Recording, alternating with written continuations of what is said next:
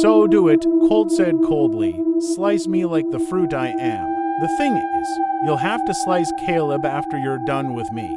"Colt, don't," Caleb uttered, his lost blue eyes locked helplessly on his. Before they could move, they heard a sound from underneath the water, an odd sound that stopped them in their tracks.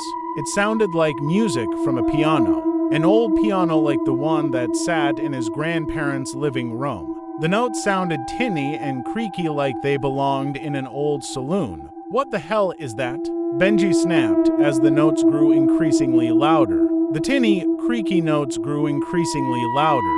The waves collapsed within themselves like water at the edge of a fall, cascading down into a dark abyss. They desperately tried to paddle backward, but the violent current sucked them down into the abyss. Colt couldn't scream as his lungs started to fill with water. He held his breath, attempting to swim to the surface, but the downward current proved much too strong. Benji and Caleb must have sunk far beneath him as he could only see the lake's murky water from all directions.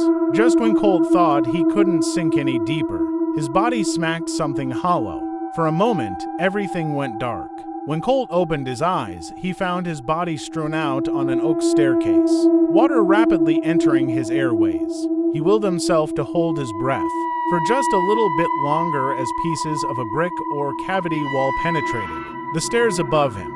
How long could he realistically hold his breath?